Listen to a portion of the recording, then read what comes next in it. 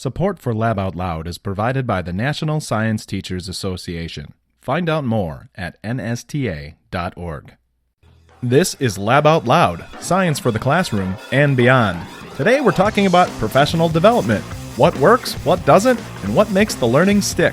The goal of any leader, is in many ways, or should be in many ways, the same as that of whoever's doing the learning. Because if that person is able to change their practice for the better, then odds are that that will help students.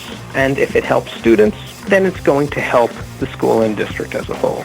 That's coming up next on Lab Out Loud, but first, I'm your co-host Dale Basler. And I'm Brian Bartel. And we have a guest that's been a longtime friend of the show now, or status. Fred Ende is here to talk to us.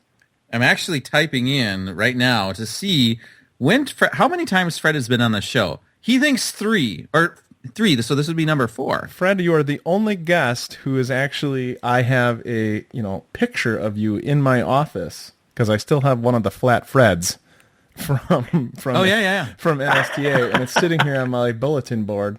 And so you're just kind of leering over my work right now. So I have episode 76, Not Another Lab Report. That was from 2012. And then Story Assessments in Science, episode 106. Uh-huh. And then NGSS Chat on Twitter. That was right before we went to Chicago. So this is your 4th time. Well, for listeners who don't know who you are, Fred, give us an introduction. Who are you? What do you do, so to speak? Sure. Thanks, guys, and happy to be back for a 4th time. So we'll be sending the robe in the mail. is that what it is for 4 Saturday episodes? Isn't that like the robe? Saturday Night Yeah, Live they had a sketch? Saturday Night Live robe. Yep.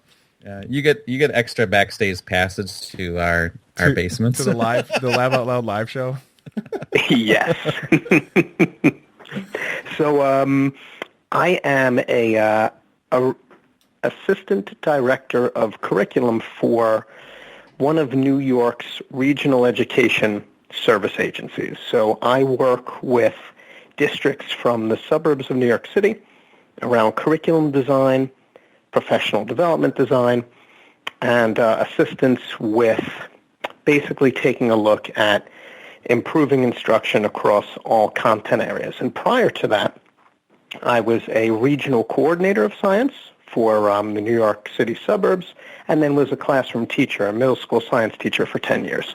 And we're not going to have a lot of sympathy for him because he's a 12-monther. We were just talking about that. I see. But, yes, he just goes all year. But, one of the reasons, Fred, you've been on the show so many times is because your discussions always take us into often the hard questions and the sort of the nougaty center of candy bar goodness that is science teaching. And it sounds like you have something new for us to talk about today. So, I in the work that I do now, I focus a lot on professional development and designing professional development that really makes a difference for educators and administrators. And so back last winter, I had written and published my first book with ASCD, which is an educational organization. And congratulations. Really why, thank you. Thanks, guys.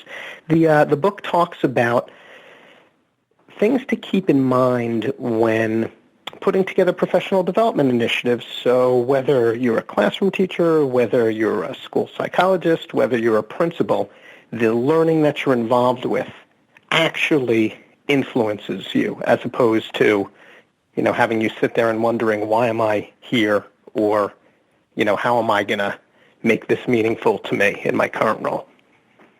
Well, I don't know about you, but we've got professional development next week, and I never feel that way. No, I can't do it, no. Well, sometimes I think staff development gets muddied in with, or not muddied in, but mixed in with training. Do you think that's true? Absolutely. I think that's part of the problem is we need to make a distinction because I think training's necessary too, right? Oh, for sure. And I think one of the really important parts to putting together professional development is taking enough time to actually plan it. We put a lot of emphasis on the actual providing of professional development. We bring in folks with a lot of expertise, whether it's from outside our schools and districts or sometimes internally, right? I mean, we have a ton of expertise that exists within our own buildings and our own districts, but a lot of times we're really just focused on delivering that professional development, and we don't spend enough time actually planning for it or following up for it at the end. So one of the things I talk about in the book, and I've kind of learned as I've worked with districts in putting professional development initiatives together, is that the planning for it, and, this is kind of one of those things that, obviously, or thanks, Fred, for being Captain Obvious here, you really need to put a lot of time into the planning, and a big part of that is really thinking about the rationale for why you're doing it. So this goes back to the training versus professional learning piece. If the goal is really to train folks in, whether it be using a tool, training them to really kind of take a look deeply at standards or whatever it might be, then that's great. But people need to then understand that that's what it's for, versus... Maybe label it that way, too, because I think sometimes just thinking that this is professional development when it's really training, it gets people off. Like, well, this is just training, so let's call it what it is. Absolutely. And I think that also a big part of it, too, is figuring out who needs to be there and who doesn't.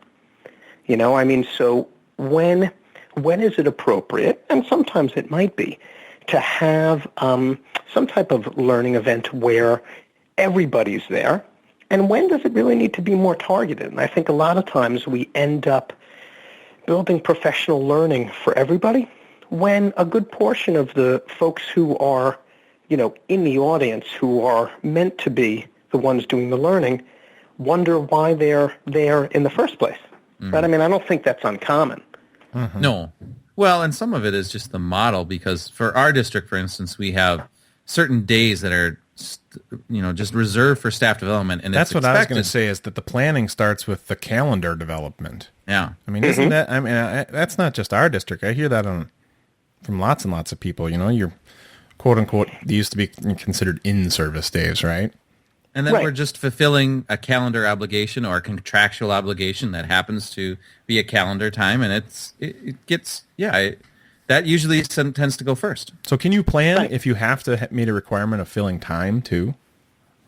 Well, I think you can look at a day that's reserved far in advance and say to yourself, okay, so for instance, now it's mid-October 2016, right?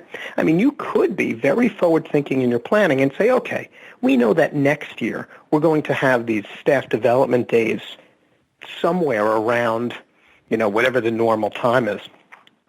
So why don't we start thinking now and start collecting data on what people might want to focus on? Even if it's a year in advance. Sometimes you don't know, but sometimes you do, right? Initiative shouldn't be a one-and-done type of thing, right? We should be constantly working towards improving ourselves in a variety of areas. So I don't think it's necessarily the fact that we're set to calendar days. I think that what tends to happen is we assume, because we haven't spent enough time planning, that we have to fill that day up with something that will be where everybody goes. So everybody ends up in the same room, listening to the same person. It's usually in a very poor sound-controlled space. Right. So I think that you could take something like a normal in-service day or staff development day, and with enough planning, work with your staff, school or district-wide, to make sure that you are able to design things that really resound for the different groups of people who you might be providing a learning opportunity for. Now, do you have a sense about how much that is happening, let's say, in our nation or in your area or things like that? I mean, yeah. So in my area, it's pretty mixed. So I work with about 30 districts in the northern suburbs of New York City, and I would say that depending on the time of year, it tends to be mixed, where some districts tend to move more towards more traditional types of professional learning, whereas others are experimenting with different models that might apply to different groups of people. And a lot of times, you know what ends up happening? A lot of times, for districts where there's an opportunity to really have staff exploring something new that's really kind of interesting, you tend to see a lot of differences in how that professional development is provided. So as a quick example, one of our districts recently took a staff development day and turned it into what in a lot of ways was an ed camp model. Yeah. Okay. Right? So, they had planned it from way out in advance, and they had let people kind of design the structure like you would in an ed camp within some kind of boundaries around a number of key initiatives that the district was focusing on. And then the day of... Ed camp for listeners is essentially at the beginning of the ed camp day, the audience basically picks the topics and makes the groups, right? That's right. Yeah. So, and that's a district that has been really kind of invested in trying new things and is very comfortable with that. Another district that is a little more traditional in the work that they do, they had their staff ahead of time kind of pose different workshops and submit them to the central administration of the district. The central administration picked a number of workshops, and then people from across the district signed up to attend those. So it had a much more kind of symposium-like feel to it, and people could self-enroll in a variety of these other workshops that were going on over the course of the day. So in both those cases, there was a purpose that the district was focusing on, a rationale for why they were doing it. It was made clear to everybody what was happening.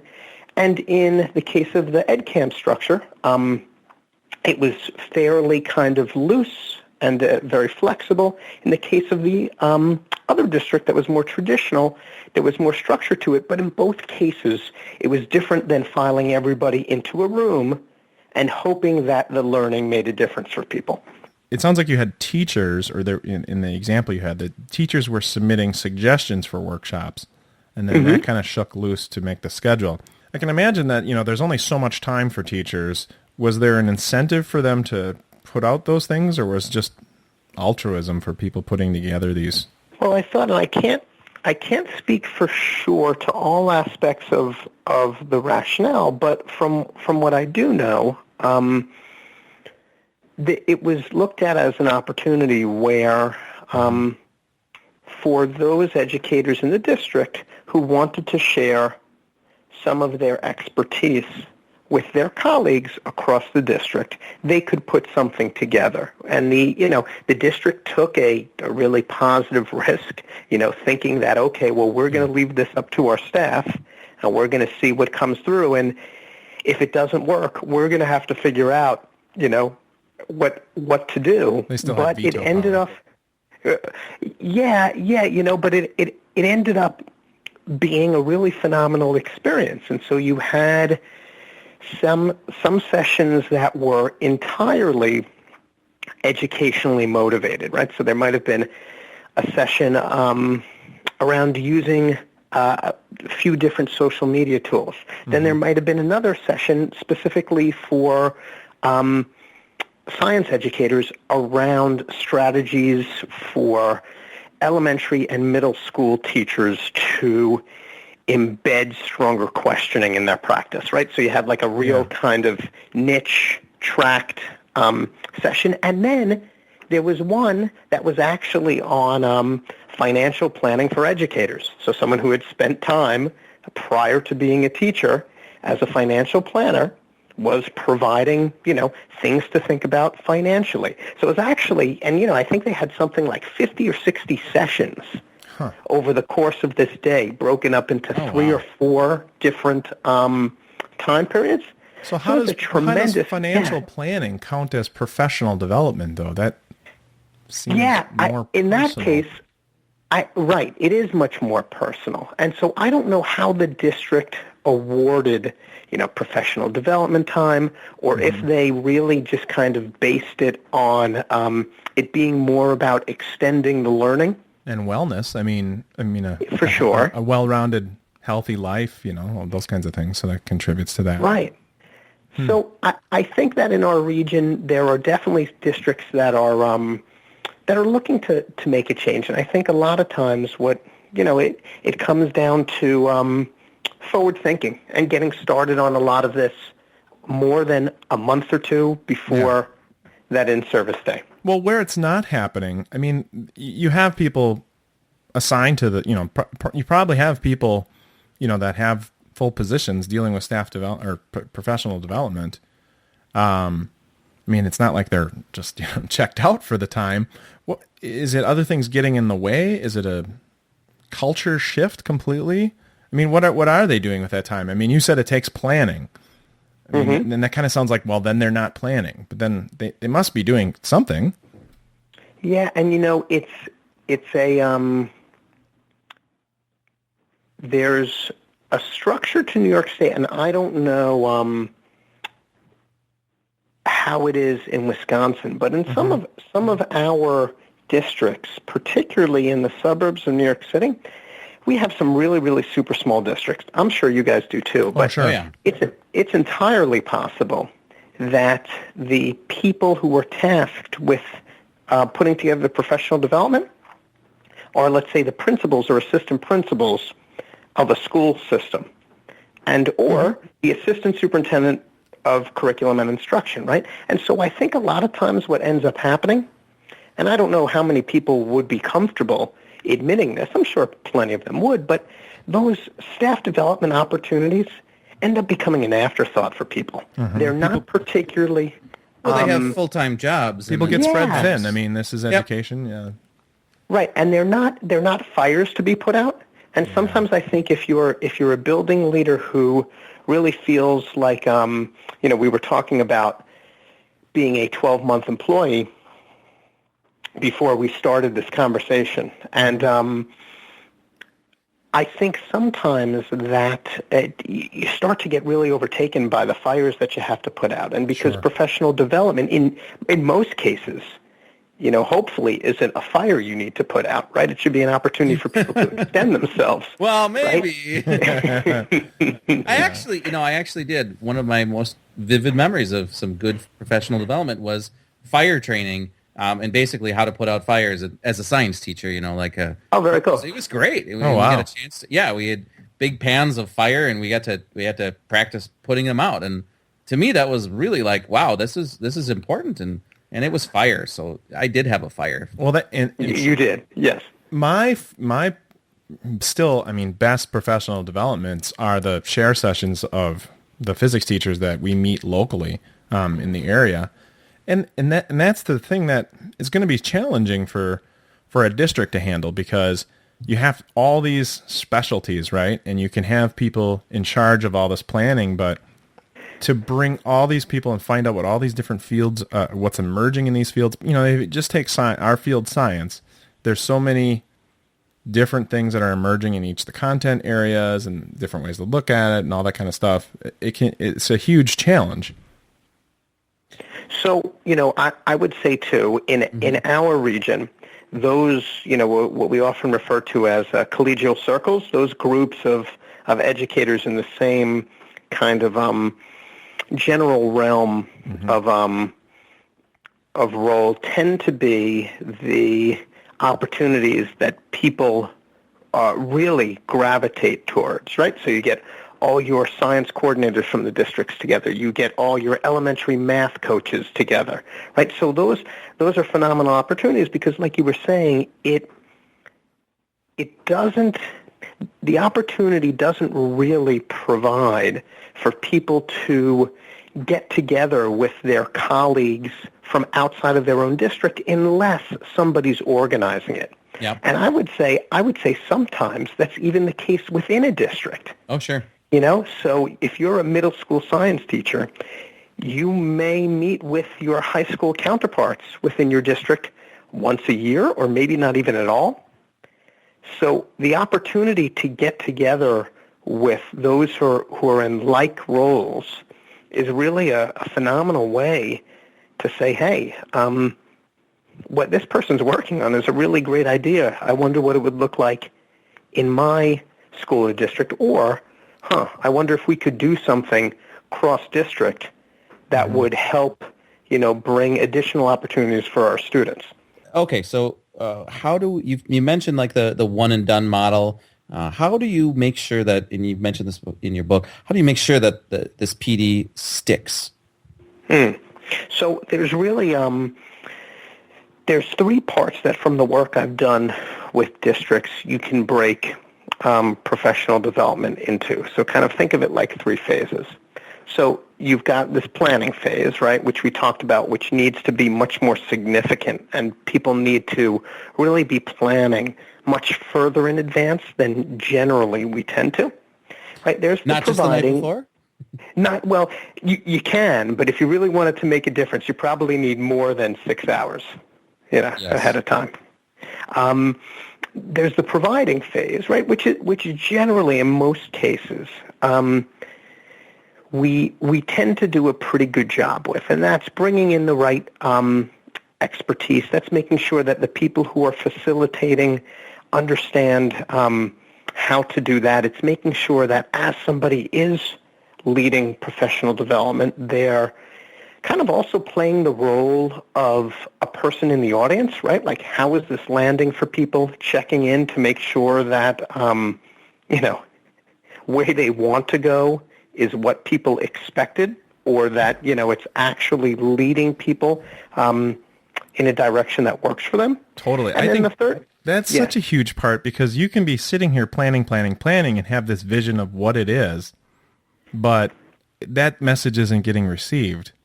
And so, you maybe did all the planning, have this whole thing, and it's just not connecting. If you don't do that kind of, almost like dipsticking, basically, to see, okay, are we still on the right track here?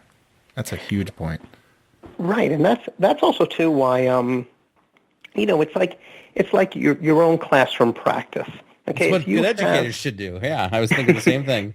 Right. If you have a thinking partner or somebody who you're comfortable with observing your practice, who can provide you with constructive feedback, then you feel great about having that person in the room, because there are a lot of things that you're just not going to see. Same thing goes when you're leading professional development, right? I mean, if it helps, it's always great to have somebody else, it could be another professional development provider.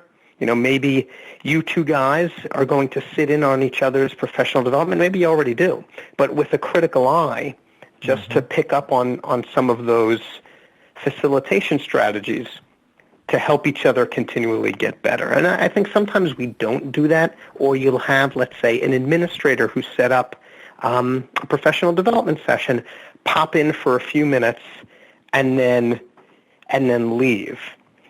And sometimes there's a lot going on. You just can't stay for the whole time. But it's always beneficial to stay for long enough to capture part of the conversation, see how the person is really leading that work, because it's helpful data for you as you continue to move forward. So there's that providing of it, and then the third phase is really the following up. And this gets back to kind of like the idea of one and done. One of the things we've found in the professional development we put together regionally, and that we talk with districts a lot about, is trying to find ways to move from a one-day professional learning experience to something that has much more follow-up. Because the idea of being accountable, changing your practice, is always stronger when people know that they're going to be back learning with a larger group of people. They're not going to be left to their own devices. And when they can actually anticipate where some of that work is going, right? So one of the things we've tried to do, particularly over the last few years, is set up workshops that are more than one day in length. So it might be a 3-day workshop series.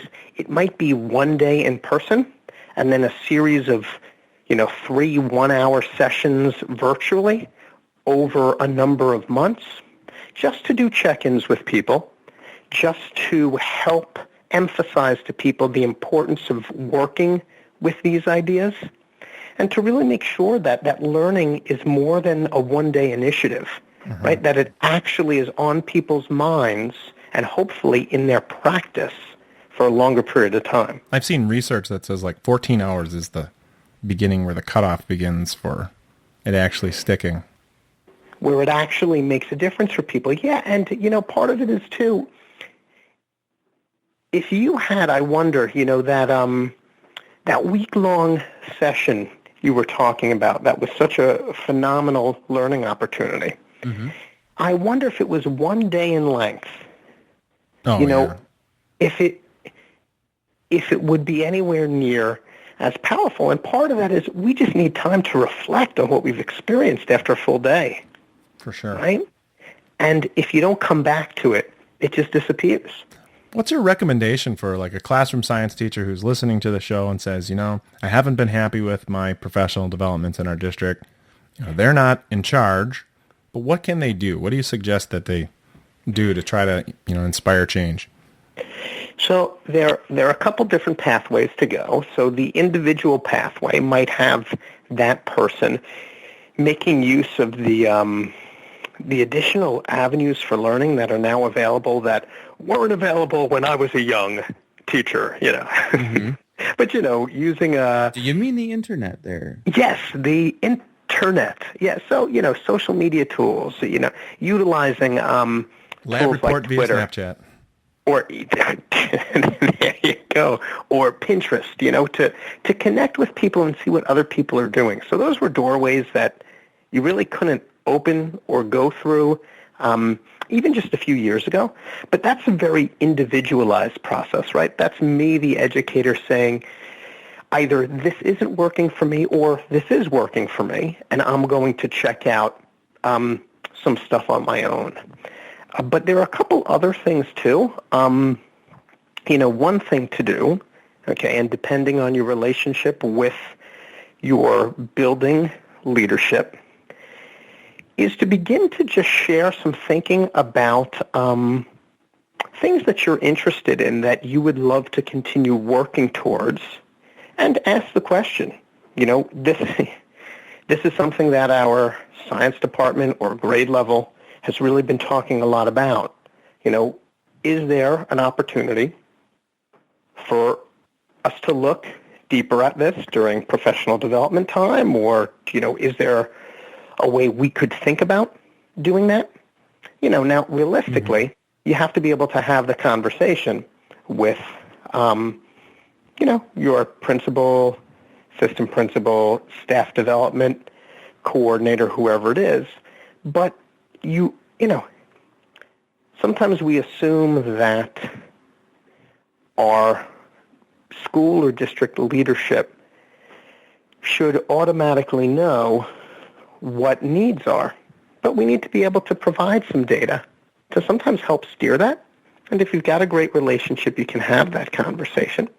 I think, too, you can look to make those things happen on your own. You guys were talking about having physics teachers getting together in your region. Is that something that your surrounding district sponsor, or a bunch of you just got together and decided to do it?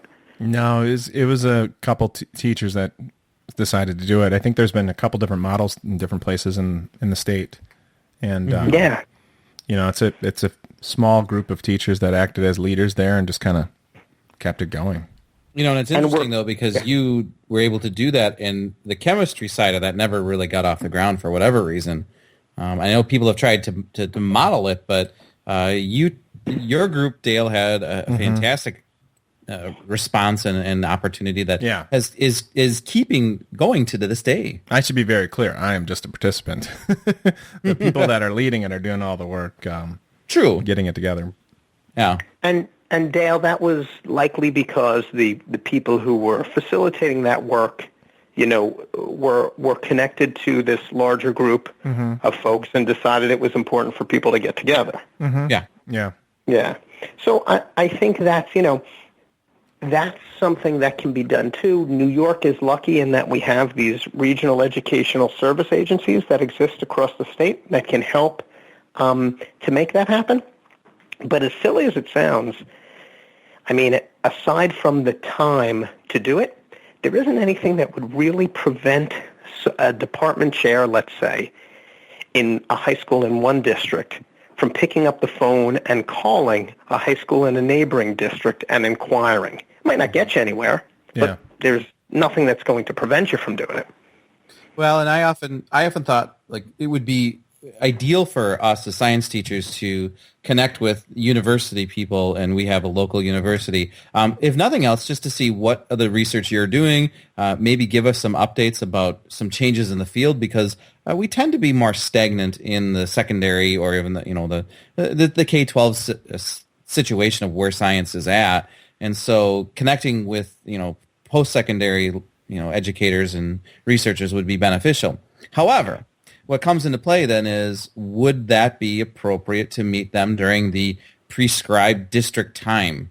And do you see models where, hey, instead of meeting during 9 to 12 during this day, could we meet, a Tuesday after school from 5 to 8 and then not come in that 9 to 12 time on the official professional development time? So there are some models where some of that work is happening outside of kind of the normal bounds. So, for instance, where a number of people, let's say, are engaging in work, let's say, with people in another part of the state or people in another part of the country or internationally, and having those meetings and conversations during that professional development day separate from everybody else.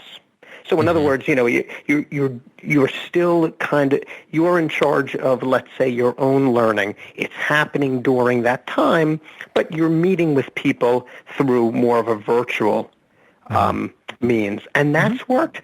I haven't seen people, let's say, meeting in the evening and then kind of saying, that they're going to use that as like opposed flexing to their staff development time or something like that. But realistically, if you were able to have that conversation with your building or district staff, and again, the culture was right for that to happen, it would seem to make sense that it shouldn't matter what time you're engaged in the learning. The goal is really that it make the most meaning for you and be most apt to positively change your practice, right?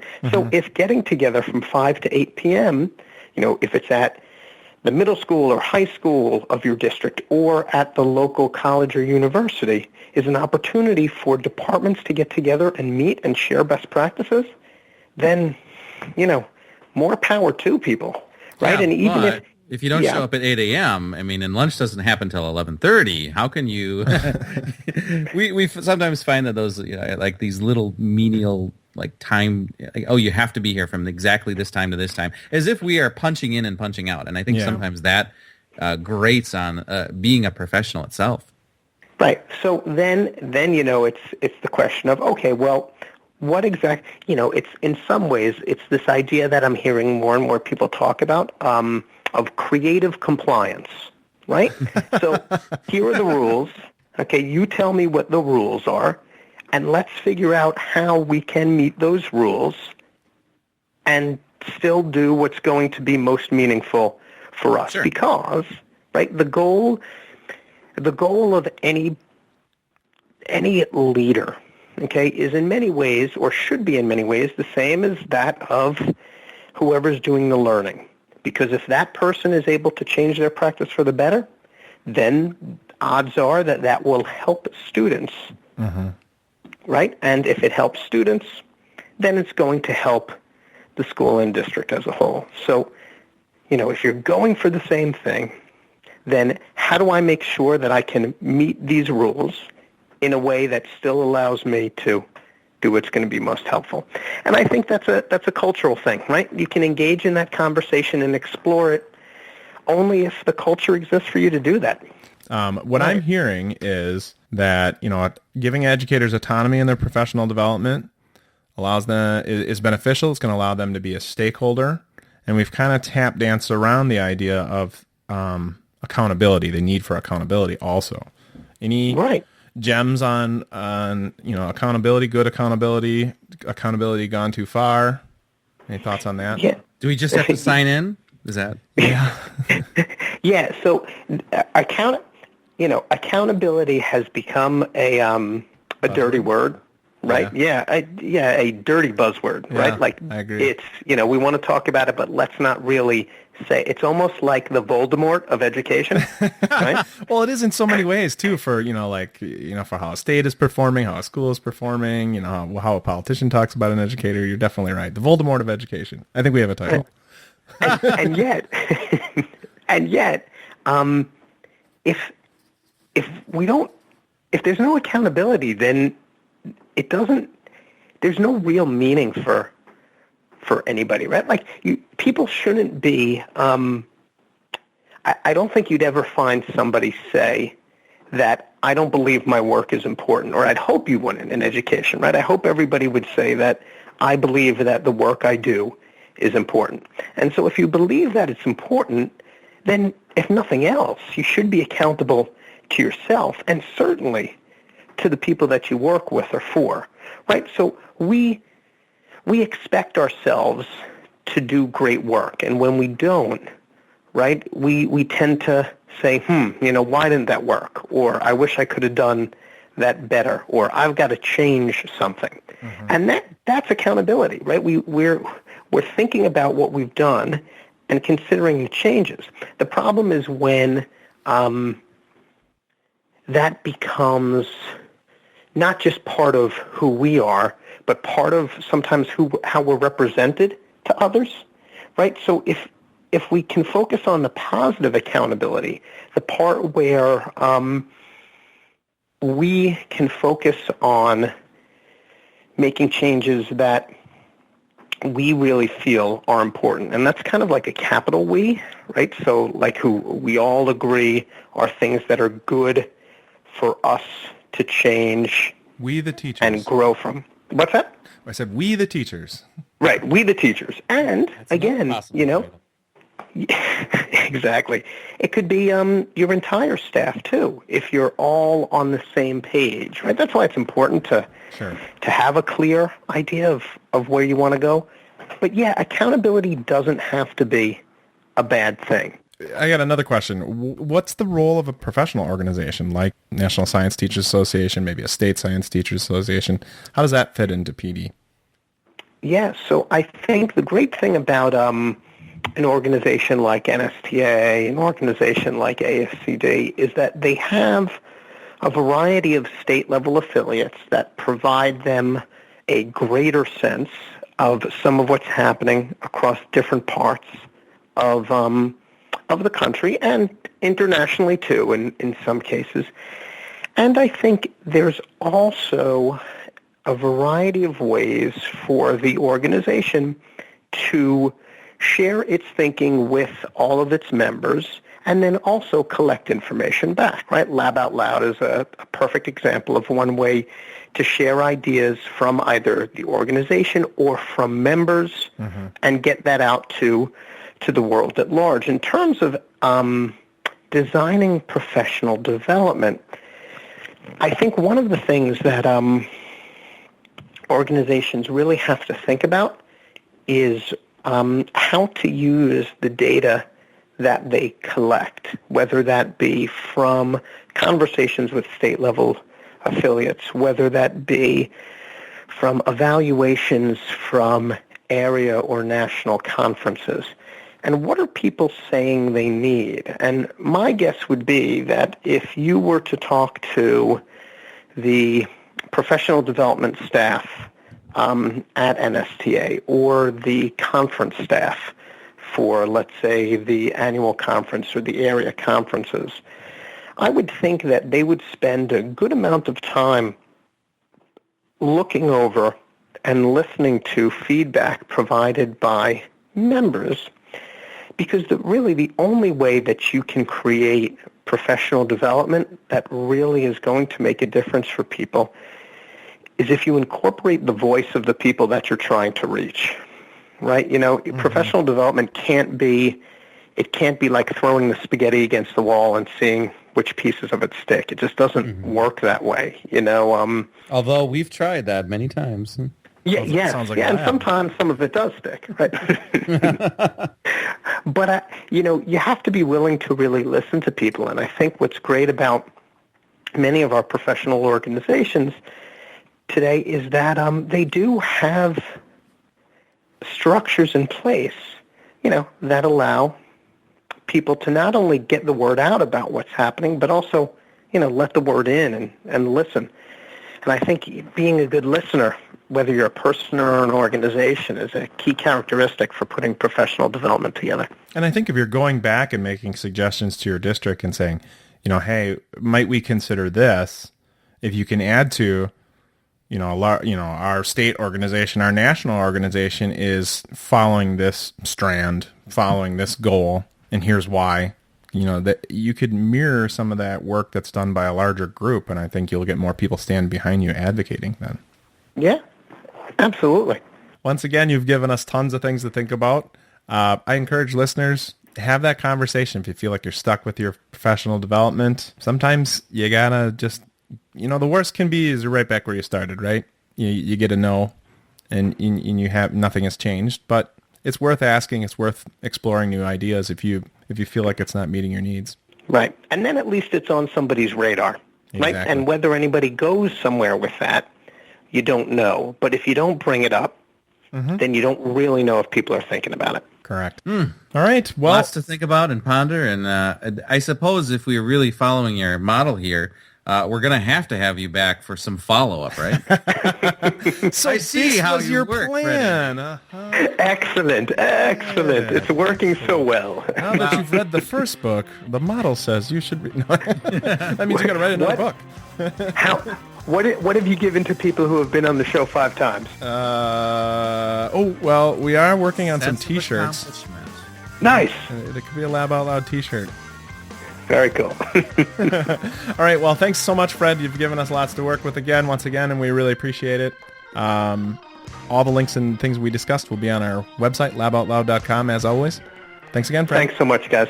Thank you. Thank you, Fred. For links and other information related to this episode, visit laboutloud.com. You can send us your questions and comments at laboutloud.com/contact. If you enjoyed the show, make sure you've subscribed on iTunes, Google Play Music, Stitcher, or your favorite podcasting platform. And if you really enjoyed it, consider leaving us a rating or a review. Your feedback helps others find our show. Until next time, I'm Dale Basler. And I'm Brian Bartel.